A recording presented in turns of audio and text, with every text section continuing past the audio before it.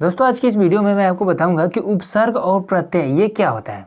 ठीक है, तो इसमें सबसे पहले तो आपको मैं परिभाषा बताऊंगा, उसके बाद से एग्जाम्पल उसका बताऊंगा। ठीक है, और इसमें क्या होता है, ये दोनों मिलाकर 5 नंबर के लिए आते हैं। ठीक है, अब देखिए उपसर्ग का परिभाषा क्या होता है। तो देखिए परिभाषा बहुत ही आसान होता है कि वे वर्ड जो किसी भी शब्द से पहले जुड़कर उसके अर्थ को बदल देते हैं वो कहलाते हैं उपसर्ग। ठीक है, तो अब देखिए, तो यहाँ पर मैं आपको लिख दे रहा हूँ।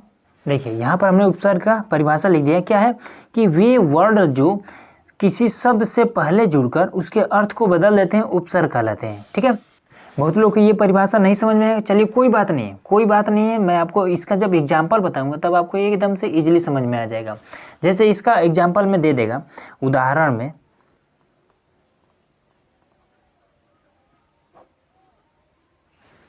अब देखिए यहाँ पर हमने कुछ एग्जाम्पल से ले लिए हैं। ठीक है, तो ये वाला जो आप देख रहे हैं ये आपका कहलाता है उपसर्ग। ठीक है, उपसर्ग, ये आपका उपसर्ग कहलाता है। ठीक है, और इसमें भी ये भी आपका उपसर्ग कहलाता है, उपसर्ग।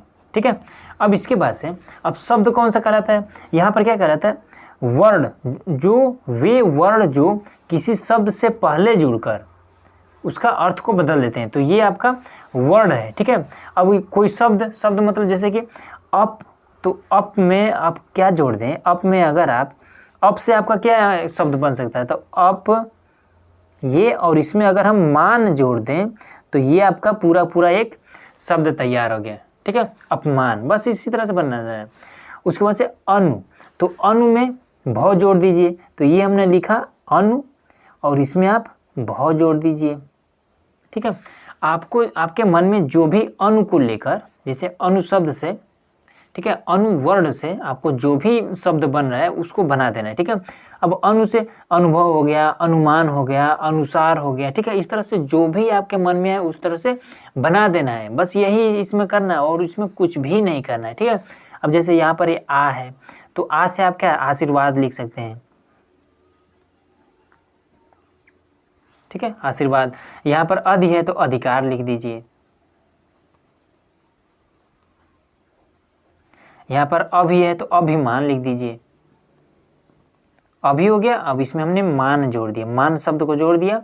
ठीक है, अब देखिए मान, अगर केवल आप मान को देखेंगे तो इसका अर्थ दूसरा होगा। ठीक है, अब इसमें ये वाला, अब मान से पहले ये उपसर्ग जोड़ के अब इस मान का पूरा पूरा अर्थ ही बदल दिया। ठीक है, बस यही तो है आपका, ये इसका मतलब। ठीक है, उपसर्ग का ये जो हमने परिभाषा बताया, इस परिभाषा का मतलब यही है कि ये हमारा शब्द है, ये हमारा वर्ड है, अब शब्द से पहले ये हमारा वर्ड जुड़ा और इसका पूरा अर्थ बदल गया। ठीक है, परि है तो इसमें परि, और इसमें हम वार लगा देंगे तो ये हमारा परिवार हो गया। ठीक है, बस इसी तरह से ये आपका उपसर्ग कंप्लीट हो गया। मतलब कि अगर आपने इस तरह से बना दिया, ये आपका 3 नंबर कंप्लीट। अब चलिए प्रत्यय क्या होता है, ये भी बहुत ही आसान होता है। अब देखिए, अब आते हैं प्रत्यय पर। तो इसका देखिए परिभाषा सेम, इसका ये उपसर्ग का सेम उल्टा होता है प्रत्यय। ठीक है, उपसर्ग में हमारा क्या था कि इसमें ये हमारा शब्द था। ठीक है, अब इसके आगे हम वर्ड को जोड़ते थे। ठीक है, अब इसका सेम उल्टा, अब इसमें क्या होगा कि जो वर्ड है वो हमारा पीछे जुड़ेगा। क्या है कि वे वर्ड जो शब्द के अंत में जुड़कर उसके अर्थ को परिवर्तित कर देते हैं, प्रत्यय कहलाते हैं। ठीक है, उदाहरण देखते हैं तब आपको बेहतर समझ में आएगा।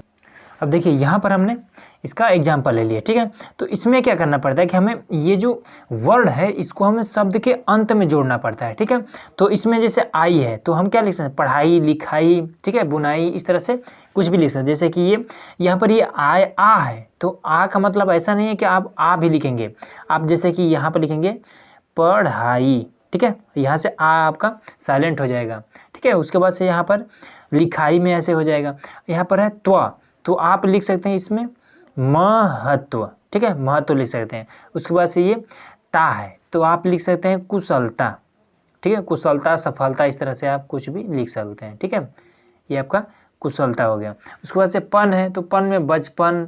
ठीक है, उसके बाद से इसी तरह से आपको जो भी मन में है जिसमें लास्ट में पन आता हो वो चीज़ आप यहाँ पर लिख सकते हैं। ठीक है, तो हमको याद है कि बचपन, ये हमने लिख दिया। ठीक है, इसी तरह से आपको जो भी याद है वो लिख दीजिएगा।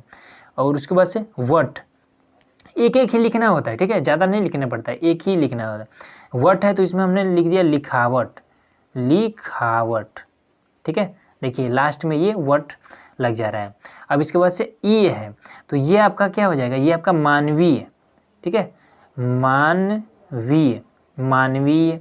उसके बाद से दैवीय, ठीक है, दैवीय, इस तरह से हम लिख सकते हैं। तो ये हमारा पूरा पूरा कंप्लीट हो गया। बस इतना ही आपको कर देना, और आपका अगर आपने इतना कर दिया तो आपके 5 नंबर कंप्लीट हो जाएंगे, ठीक है। देखिए बहुत ही आसान है, ठीक है। तो बस आज की वीडियो में इतना ही। तो चलिए मिलते हैं इसी तरह के एक और नए वीडियो के साथ। तो आज का ये वीडियो आप लोग कैसा लगा हमें कमेंट बॉक्स में जरूर बताइए। अगर आप चैनल पर नए हैं तो सब्सक्राइब जरूर करिएगा।